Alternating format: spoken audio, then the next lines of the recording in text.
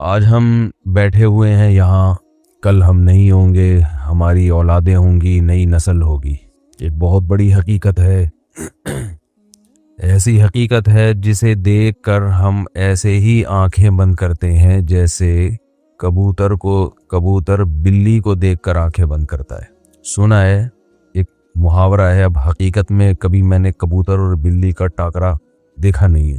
سنا ہے کہ کبوتر کے سامنے بلی آ جائے تو کبوتر آنکھیں بند کر لیتا ہے اور وہ یہ سمجھتا ہے کہ جیسے مجھے بلی نظر نہیں آ رہی تو شاید بلی کو بھی میں نظر نہیں آ رہا۔ تو ہمارا حساب کتاب بھی ایسا ہے۔ موت کے تذکرے سے ہمیں نفرت ہے، موت کے بارے میں سوچنے سے ہمیں نفرت ہے، موت کا تصور اچھا بالکل بھی نہیں لگتا۔ آپ کسی محفل میں بیٹھ کے مرنے کی باتیں شروع کر دیں، لوگ بولیں گے کوئی ٹاپک چھیڑو، پہلے کم ٹینشن ہے، ابھی مرنے کی باتیں کر رہے ہو یار۔ جنازے کی باتیں اگر شروع کر دیں، آپ کہیں محفل ہو نا دوستوں کی بیٹھے ہوئے ہیں، تو باتیں کیا ہوتی ہیں آپ کو پتہ ہے؟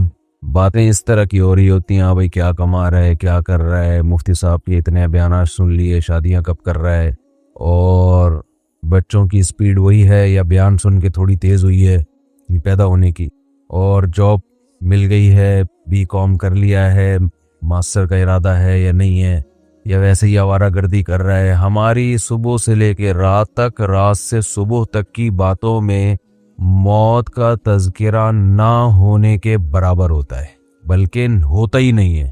تذکرہ اتنا ہوتا ہے کہ فلاں بھی مر گیا، فلاں بھی مر گیا، فلاں، یہ خبریں چل رہی ہیں مارکیٹ میں، فلاں کا بھی انتقال ہو گیا اور فلاں بھی آج دنیا سے چلے گئے۔ یہ تو خبر ہے نا، نیوز اس حد تک تو ہوتا ہے، وہ تو خبر کے طور پر۔ بلکہ کمال کی بات یہ ہے کہ جنازوں میں بھی موت کا تذکرہ ختم ہو گیا۔ میت کو اگر دفنانے کے لیے جا رہے ہیں گاڑی میں رکھ کے یا کندھے پہ، تو بھی موت کا تذکرہ نہیں ہوتا۔ میت کو دفنانے کے لیے قبر میں ڈال رہے ہیں، وہاں کھڑے ہو کر بھی موت کی باتیں بولو نا یار، نہیں ہوتی۔ ہمیں یاد ہے بچپن میں جب میت دفنانے جاتے تھے نا، تو کم از کم راستے میں موت کی باتیں ہو جاتی تھی کہ یار ہم نے بھی مرنا ہے، کل ہم بھی لیٹے ہوئے ہوں گے۔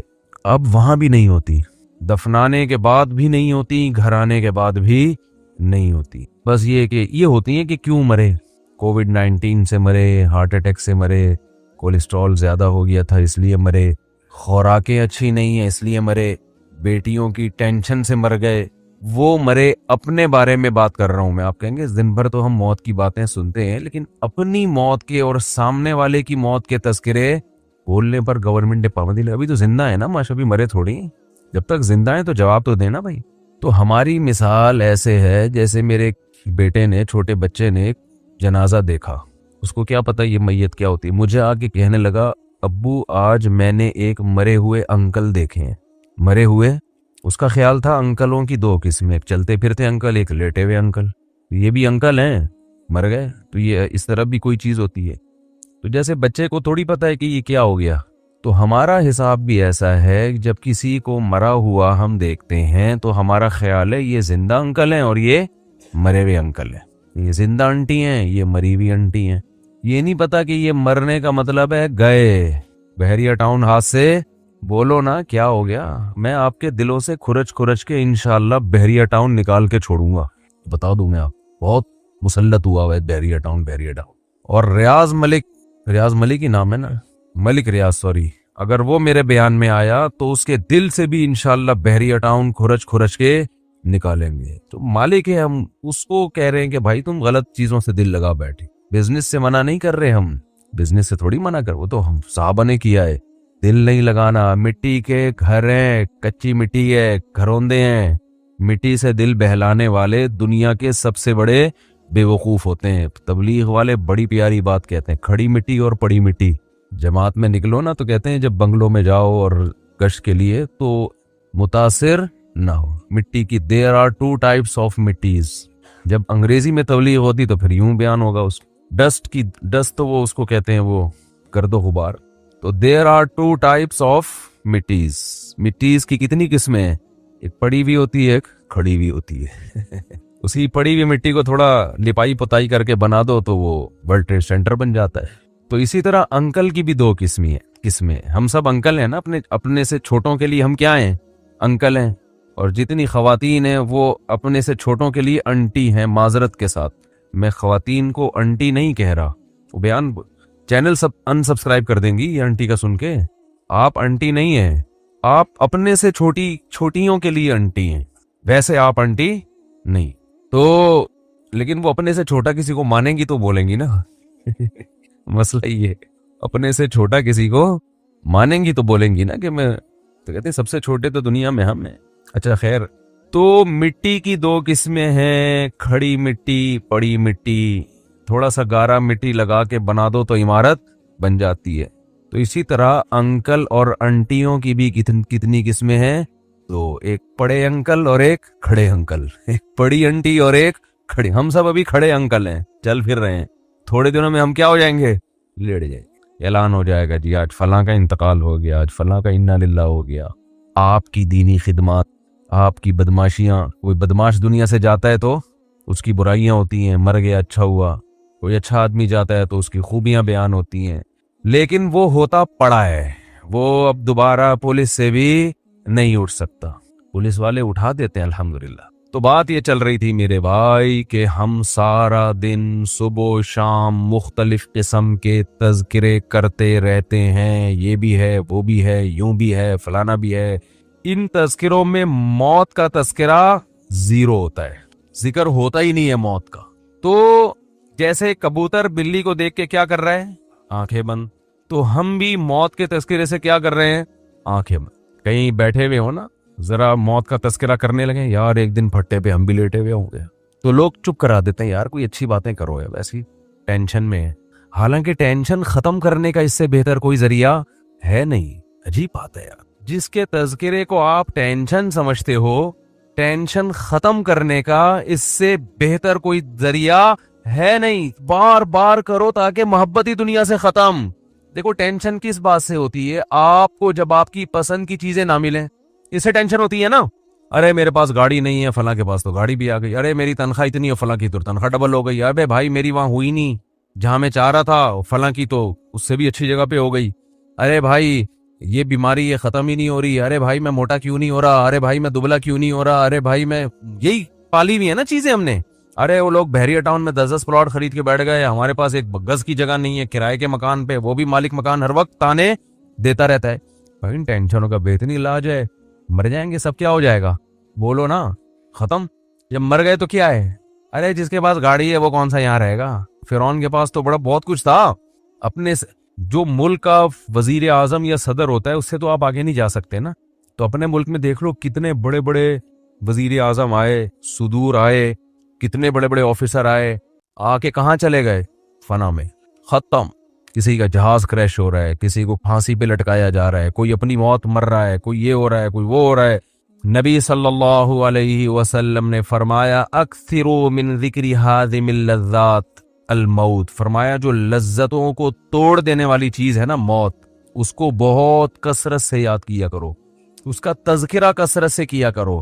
کیونکہ یہ ساری جو نعمتیں ہیں نا جن کو دیکھ دیکھ کے ہم جلتے کڑتے بھی رہتے ہیں, ڈپریشن میں بھی جاتے ہیں, یہ ساری لذتیں کیا ہونے والی ہیں؟ ختم. موت کے تذکرے سے ٹینشن جب ہوگی جب آپ دنیا کو مسافر خانہ سمجھ ہی نہیں رہے ہو. آپ سمجھ رہے ہو میں ہمیشہ یہاں رہوں گا, تو آپ اس خوش فہمی میں ہوتے ہو کہ میں موت کو بھلا دیتا ہوں, جب آنی ہوگی آ جائے گی, اور میں یہی سمجھتا ہوں کہ میں ابھی کیا ہوں, زندہ ہوں تو کل بھی زندہ ہوں. اس سے آپ سمجھتے ہو کہ آپ کو خوشی ملے گی, حالانکہ یہ وقتی خوشی میں ایک بہت بڑا غم لپٹا ہوا آ جاتا ہے آپ کے ساتھ. وہ غم یہ آ رہا ہوتا ہے کہ پھر آپ ساری چاہتیں یہاں پوری کرنا چاہتے ہو. خوش ہمیشہ وہی ہوتا ہے جو زندگی کو, دنیا کو W11 سمجھے. ہاں, اس پہ پھر جن چڑیل بھوت بھی آئیں گے تو خوش ہوگا. جیسے ان صحابیہ کو نبی نے بتا دیا نا جنت کی ضمانت, تو انہوں نے کہا اسی میں خوش ہیں, کوئی بات نہیں, یہ بیماری ہے تو گزر جائے گی. دیکھو اگر وہ صحابیہ دعا مانگ لیتی یا رسول اللہ نہیں مجھے تو آپ شفا کی دعا کریں, میں یہ ٹینشن نہیں برداشت کر سکتی, تو شفا تو مل جاتی. لیکن شفا مل کے بھی موت, شفا نہ ملنے میں بھی موت, تو چلے گئے سارے دنیا سے. شفا مل جاتی تو بھی موت, بلکہ وہ نبی سے یہ دعا مانگتی کہ شفا بھی ملے, 500 سال کی زندگی بھی ملے, تو بھی اب تک کیا ہو چکا ہوتا؟ موت ہو چکی ہے. جو مر گیا. دیکھو ماضی اچھا گزرے برا گزرے اس سے آپ کی صحت پہ کوئی اثر نہیں پڑتا. جو وہ ہمارے حصے میں آئے گا, گزر گئی گزران کیا جھونپڑی کیا میدان, جو ٹائم گزر گیا وہ تو اچھا گزرا برا گزرا، اب اس کا کرنا کیا ہے؟ حال اور فیوچر کو سوچ کے انسان خوش ہوتا ہے۔ کتنی بڑی بات ہے، جب میدان حشر قائم ہوگا تو وہ صحابیہ کو کوئی یہ فیصلہ کر سکتا ہے کہ ان کو معاذ اللہ ان کے بدعمالیوں کی وجہ سے ان کو سزا ملے؟ کوئی اگر بالفرض بدعمالی ہو، بالفرض کوئی سوچ سکتا ہے؟ اگر ایسا ہو تو وہ تو نبی کے پاس آئیں گی، آپ نے تو گارنٹی دی تھی۔ تو یاد رکھو یہ گارنٹی صرف ان صحابیہ کے لیے نہیں ہے، اصل میں اصول ہے کہ جو ٹینشنوں اور بیماریوں میں صبر کرتا ہے اس کے لیے جنت کی ضمانتیں ہیں۔ نبی صلی اللہ علیہ وسلم نے فرمایا قیامت کے دن انسان اپنے اعمال کو دیکھے گا، اتنا وزنی ترازو، وہ کہے گا یہ نیکیاں تو میں نے کی نہیں ہیں، تو اللہ فرمائیں گے تجھے دنیا میں جو مشکلات پہنچی اور تو نے صبر کیا، وہ سارا صبر اللہ نے نیکیاں بنا کے تیرے ترازو میں رکھ دیا۔ اور حدیث میں آتا ہے کہ صبر سے بڑھ کر، حدیث کا مفہوم ہے، کسی عمل کا وزن نہیں ہے، کوئی تہجد، کوئی مجاہد کی جو اتنی فضیلت ہے نا میدان جنگ میں لڑنے کی، اس لیے کہ صبر کرنا پڑتا ہے۔ جو لوگ اللہ کی راہ میں لڑتے ہیں، جہاد کرتے ہیں، وجہ کیا ہے؟ صبر بہت کرنا پڑتا ہے ان کو۔ تبھی قرآن نے کہا الصابرین فی البأساء والضراء وحین الباس، میدان جنگ میں صبر کرنے والے، تو وہاں بھی لڑتے ہوئے صبر کرنا پڑتا ہے۔ کوئی فوجی چاہے کسی بھی ملک کا ہو، میدان جنگ میں کبھی بھی خوش نہیں ہوتا۔ یہاں بے شک بہادری کے جوہر دکھا رہا ہوگا، یہ ہو گیا، لیکن وہاں جا کے وہ کہے گا بھائی جنگ ختم ہو کسی طرح سے۔ تو وہاں اللہ نے کتنی فضیلت بیان کی، اور اللہ نے ان مجاہدین کی دعاؤں کا تذکرہ کیا کہ میدان جنگ میں نکل کے جو ہمارے نیک بندے دعا مانگتے ہیں، ربنا افرغ علینا صبرا وثبت اقدامنا، اے اللہ صبر کی بالٹیاں ہمارے اوپر انڈیل دے۔ کیا عجیب الفاظ ہیں، یہ نہیں کہتے اللہ میدان جنگ میں ہمیں صبر دے دے، بھائی یہ صبر تو ہر جگہ ہو۔ عام حالات میں اللہ نے کہا کہ اللہ صبر کرنے والوں کے ساتھ ہے، جو عام پریشانی ہے، کسی کا ایکسیڈنٹ ہو گیا، یہ ہو گیا، تو وہاں حدیث میں آتے اللہ سے صبر مانگو، من یتصبر، جو اللہ سے صبر مانگتا ہے، یصبرہ اللہ، اللہ اس کو صبر کی توفیق دیتے ہیں۔ وہاں یہ الفاظ ہیں، ہلکے الفاظ ہیں، لیکن میدان جنگ میں جو لڑنے والے ہیں اللہ کی راہ میں، ان کے لیے یہ نہیں کہا کہ صبر مانگو، ان کو کہا کہ اللہ سے دعا مانگو، اے اللہ صبر کی بالٹیاں ہمارے اوپر انڈیل دے۔ افراغ عربی میں کہتے ہیں پانی کی بالٹی کسی کے اوپر ڈال دیا آپ نے، بہانا پانی، تو گویا صبر کو پانی فرض کیا گیا ہے اور اس کو ایک بالٹی میں رکھ کے ایسے انڈیل ہمارے اوپر۔ تھوڑا بہت صبر نہیں چلے گا یہاں پہ، وہ دشمن طاقتور ہے، وہ ٹینکوں بموں کے ساتھ چیتھڑے اڑا رہا ہے، آپ کی آنکھیں بھی جا سکتی ہیں، آپ کی ٹانگ بھی جا سکتی ہے، آپ گرفتار بھی ہو سکتے ہو، کتنی ٹینشنیں ہیں، اور یہ جنگ کب ختم ہوگی یہ بھی پتہ نہیں ہے۔ تو اللہ نے فرمایا وہاں یہ دعا مانگتے ہیں افرغ علینا صبرن، نیک لوگ دعا مانگتے ہیں اللہ ہمارے اوپر صبر کی بالٹیاں انڈیل دے۔ تو کس قدر، تو اللہ نے کیوں جنت، حدیث میں آتا ہے من قاتل فواق ناقۃ، جو اونٹنی کا عرب لوگ دودھ نکالا کرتے تھے نا، تو دودھ جیسے ہی ختم ہوتا ہے اس کو چند سیکنڈ کے لیے چھوڑتے ہیں تاکہ تھوڑا سا دودھ دوبارہ جمع ہو جائے، پھر دوبارہ نکالتے ہیں۔ تو آپ صلی اللہ علیہ وسلم نے فرمایا جس نے اللہ کی راہ میں قتال کیا، لڑا، اتنی دیر جتنی دیر میں اونٹنی کے دودھ کو دھونے کے لیے چھوڑا جاتا ہے، چند سیکنڈ ہوتے ہیں، وجبت لہ الجنہ، اس نے جنت اپنے اوپر واجب کر لی۔ تو کیوں ہے بھائی یہ فضیلت؟ اس لیے کہ یہ یہاں بیٹھ کے بات کرنا آسان ہے، لڑنا بہت مشکل کام ہے میدان جنگ میں۔ تو کیوں اتنی فضیلت؟ لڑائی کی وجہ سے نہیں، صبر کی وجہ سے، اس کا صبر بہت ہے۔ تو میرے بھائی چاہے مصیبتوں میں صبر ہو، بیماریوں میں ہو، جن چڑیل بھوت آ گئے، کوئی بھی ٹینشن ہے نا، تو اس میں آپ صبر کو ہلکا نہ سمجھیں۔ اور یعقوب علیہ السلام کی دعا یاد کر لیں، جب بیٹا گم ہو گیا تھا نا، لوگ کہہ رہے تھے کہ آپ تو مایوس کیوں نہیں ہوتے، آپ یہ کیوں نہیں اور یوں کیوں نہیں، تو کیا فرمایا اعلم من اللہ ما لا تعلمون، میں اللہ کے بارے میں وہ کچھ جانتا ہوں جو تم نہیں جانتے۔ کیا مطلب؟ مجھے پتا ہے اللہ جب کسی کو تکلیف دیتا ہے تو بنانے کے لیے دیتا ہے، تکلیف برائے تکلیف نہیں ہوتی۔ تو مسلمان کے لیے حدیث میں آتا ہے کہ نبی صلی اللہ علیہ وسلم نے فرمایا مسلمان کو جب تکلیف پہنچتی ہے اس کے درجات بلند، وہ تکلیف اس کو بنانے کے لیے، اور منافق کو جب تکلیف پہنچتی ہے تو تکلیف برائے تکلیف ہوتی ہے۔ وہ حدیث کا مفہوم ہے، پورے الفاظ انشاءاللہ میں سناؤں گا کسی وقت۔ تو اس لیے میرے بھائی اللہ سے عافیت مانگیں، ہم تکلیفوں کے اہل نہیں ہیں، ہم تو نالائق لوگ ہیں، بے صبرے لوگ ہیں۔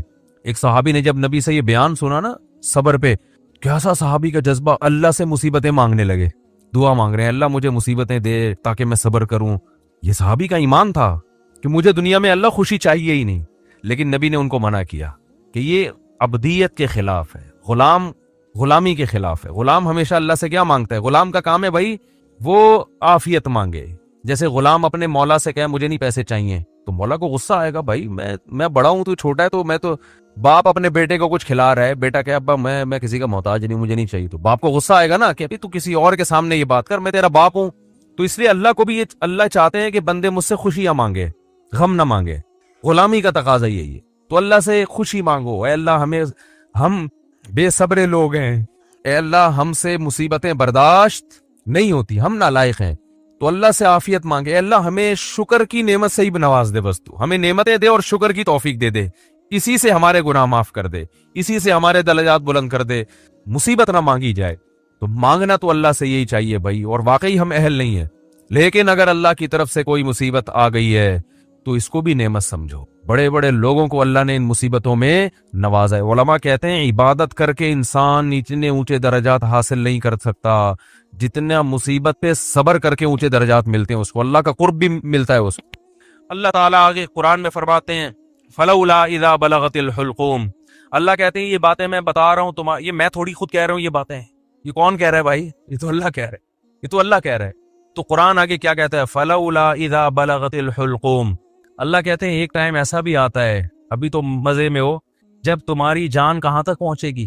بولو نا، یہاں ہر آدمی پہ یہ ٹائم آتا ہے کہ نہیں آتا؟ ہچکیاں لے، یوٹیوب پہ دیکھ لو ویڈیو، بڑے بڑے پاورفل اور اب آخری ہچکیاں لے رہے ہوتے ہیں، کیسا ترس آتا ہے نا اس کے اوپر، ہچکیاں لے رہا ہوتا ہے آدمی، کوئی کلمہ پڑھ رہا ہوتا ہے، کسی کی آنکھیں پتھرا رہی ہوتی ہیں اور بڑی حسرت سے لوگوں کو دیکھ رہا ہوتا ہے۔ فلولا اذا بلغت الحلقوم وانتم حینئذ تنظرون، اللہ کہتے ہیں تم بڑے بڑے طاقتور لوگ اس کے قریب کھڑے ہو کر اس کو دیکھ رہے ہوتے ہو کہ ابھی اس کی روح نکلنے والی ہے، ترجعونہا ان کنتم صادقین، تم اس کی روح کو لوٹا دیا کرو، تمہارے پاس پیسہ بھی ہے، تمہارے پاس حکومت بھی ہے، تمہارے پاس امیزون میں تم نے بڑا بزنس بھی کیا ہوا ہے، اب کیا کیا؟ اگر تمہاری سائنسی ترقی بھی ہے تو تھوڑی دیر کے لیے کیا کر لو بھائی، اس کی روح کو کیا کر لو، تم بھی حسرت سے دیکھ رہے ہوتے ہو کہ ہمارا پیارا ہمارے سامنے دنیا سے جا رہا۔ یہ تو تمہاری 2 ٹکے کی اوقات ہے، اللہ ہمیں ہماری اوقات بتا رہا ہے۔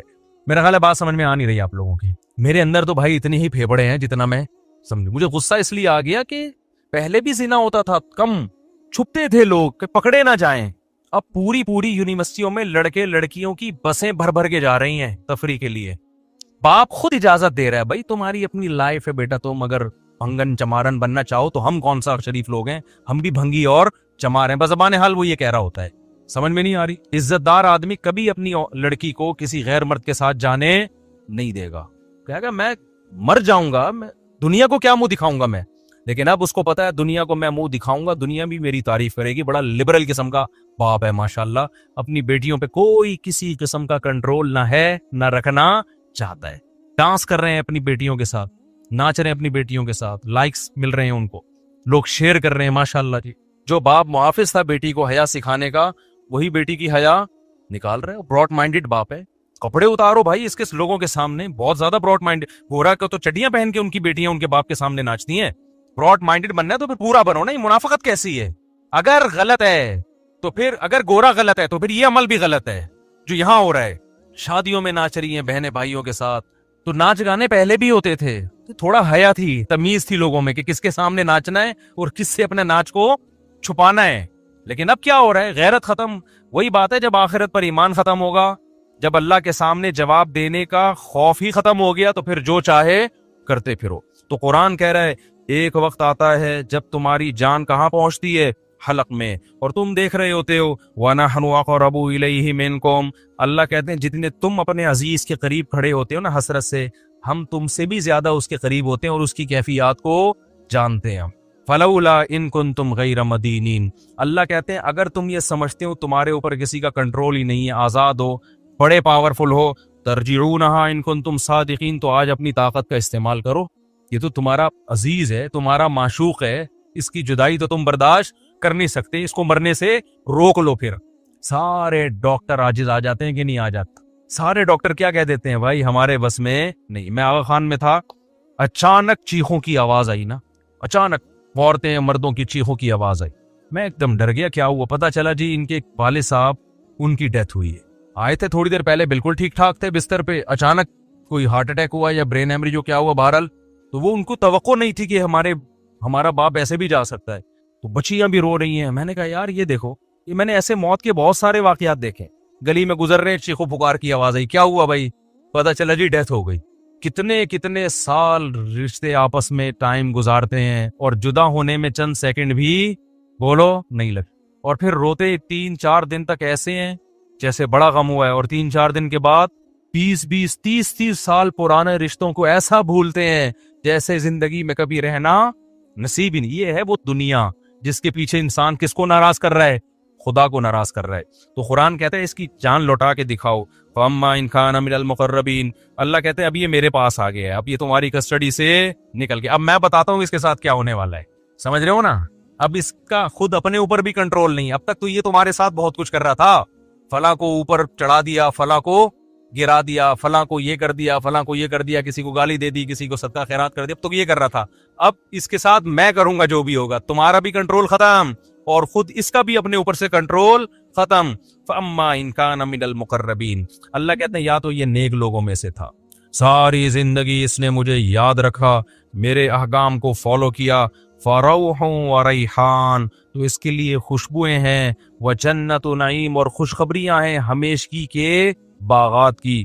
وَأَمَّا إِنْ كَانَ مِنْ أَصْحَابِ الْيَمِينَ, دائیں ہاتھ والوں میں سے تھا. فَسَلَامٌ لَكَ مِنْ أَصْحَابِ الْيَمِينَ, اللہ کی طرف سے اس کو سلامتیاں ملنا شروع. ایسے بہت سارے واقعات ہیں اہل اللہ کے کہ موت کے وقت انہوں نے فرشتوں کو دیکھا اور موت کے وقت وہ باتیں کرنے لگے کہ اللہ کی طرف سے ہمیں نیک فرشتے ہماری روح قبض کرنے کے لیے آئے. میں نے بھی ایسے واقعات سنائے ہیں آپ کو پہلے بیانات میں, بھی بہت وقت ہو گیا تو میں اس کو اسکپ کر رہا ہوں.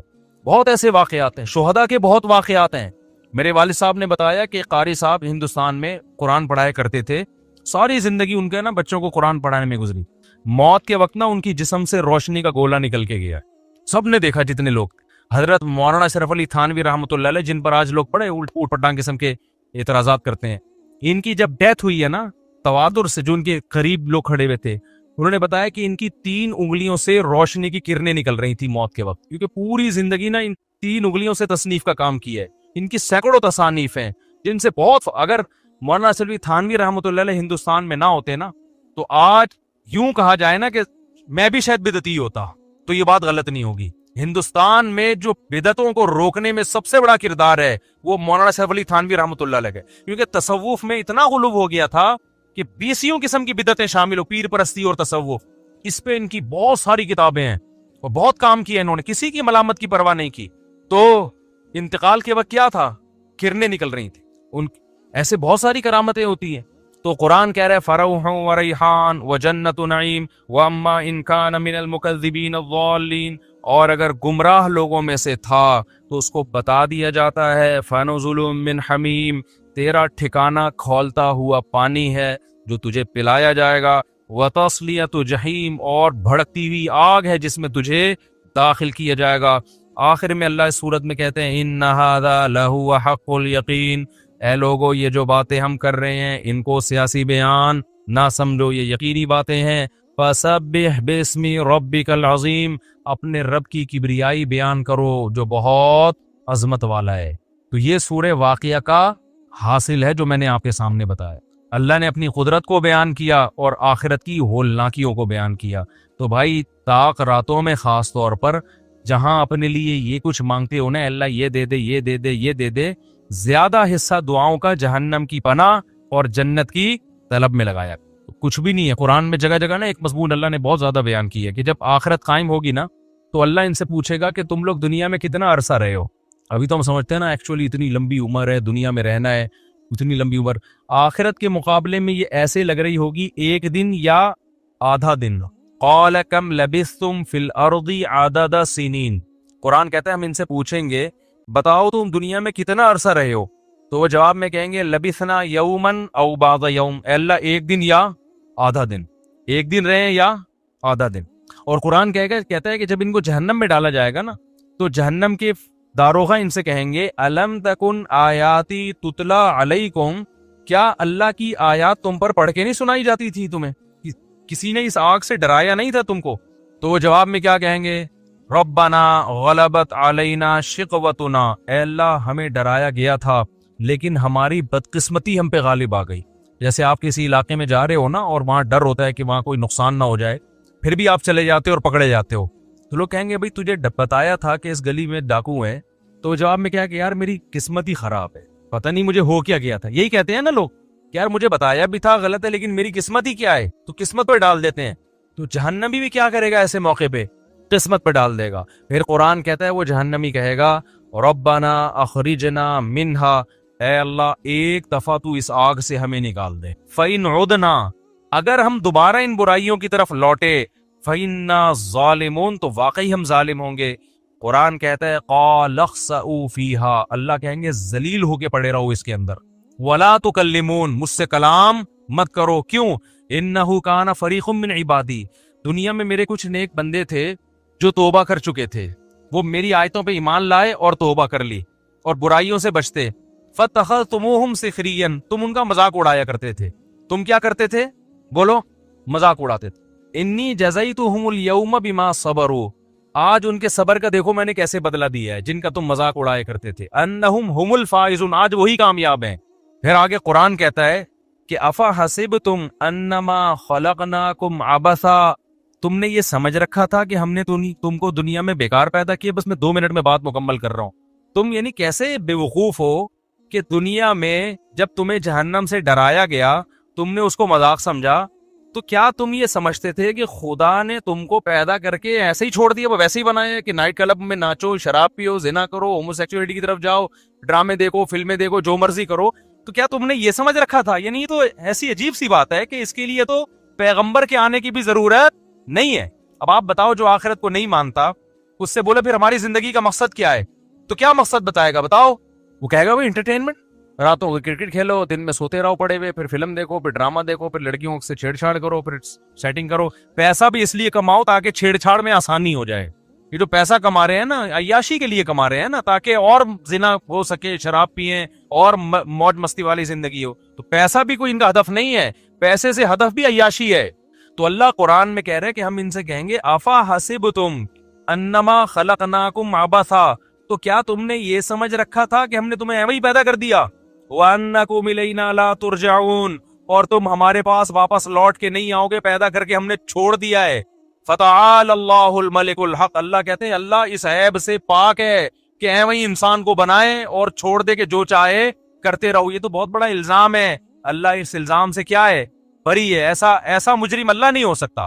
تو پھر بھائی اس سے زیادہ کوئی وضاحت ہو سکتی ہے اللہ کی طرف سے؟ بولو نا. اس کے بعد بھی کوئی حجت رہ گئی ہے؟ پھر بھی اگر میرے بھائی کسی کی بدبختی آئی بھی ہے نا تو وہ جو مرضی کرے. کیا خیال ہے؟ وہ گرل فرینڈ رکھے، وہ ہومو سیکشولیٹی کی طرف جائے، وہ نمازوں کو ضائع کرے، عورت ہے پردہ کرے نہ کرے، جو مرضی کرنا ہے کرو بھائی. اس کا مطلب کیا ہے کہ دلوں پر کیا لگ گئی ہے؟ مہر لگ